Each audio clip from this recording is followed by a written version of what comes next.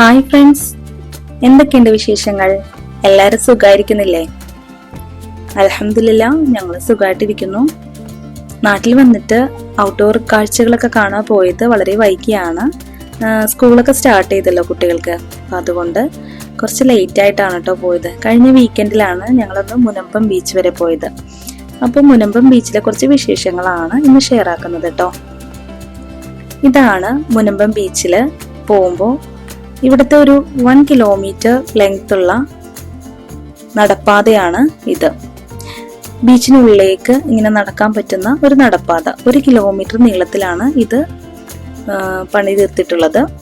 ഇതിന്റെ റൈറ്റ് സൈഡിൽ കാണുന്നത് പെരിയാറും ലെഫ്റ്റ് സൈഡിൽ കാണുന്നത് അറബിക്കടലുമാണ്.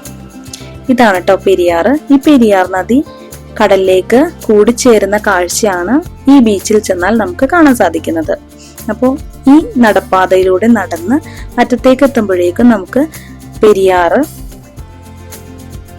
കടലിലേക്ക് ചേരുന്ന കാഴ്ചയാണ് ഇവിടെ കാണുന്നത് കേട്ടോ. നല്ല രസകരമായ ഒരു ബീച്ച് തന്നെയാണിത്. ഒരുപാട് ചീനവലകളൊക്കെ കാണാൻ പറ്റും.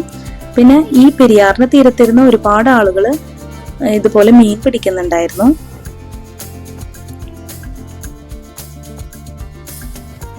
ഈവനിങ് ടൈമിലൊക്കെ വന്നിരിക്കാൻ പറ്റിയ നല്ലൊരു സ്പോട്ട് തന്നെയാണിത്.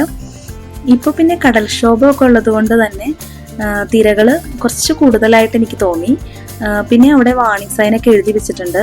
കടലിലിറങ്ങി സ്വിം ചെയ്യാൻ പാടില്ല എന്ന് എഴുതി വെച്ചിട്ടുണ്ടായിരുന്നു.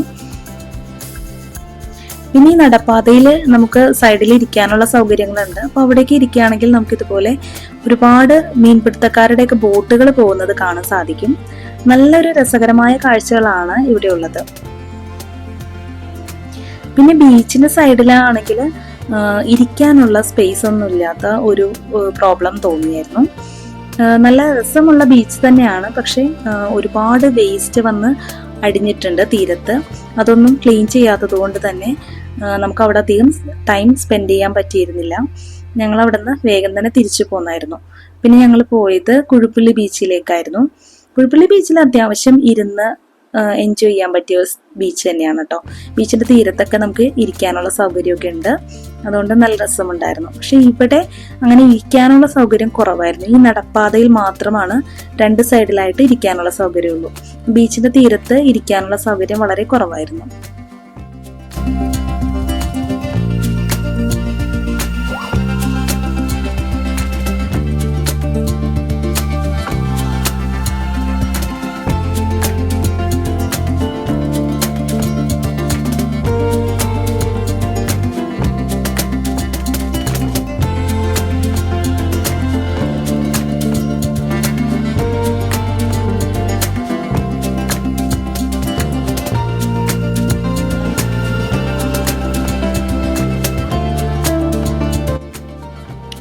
ഇതാണ് നടപ്പാതയുടെ എൻഡ് കേട്ടോ. ഇവിടെ നിന്നാലാണ് നമുക്ക് അറബിക്കടലിലേക്ക് പെരിയാറ് ചെന്ന് ചേരുന്ന കാഴ്ച കാണാൻ സാധിക്കുന്നത്.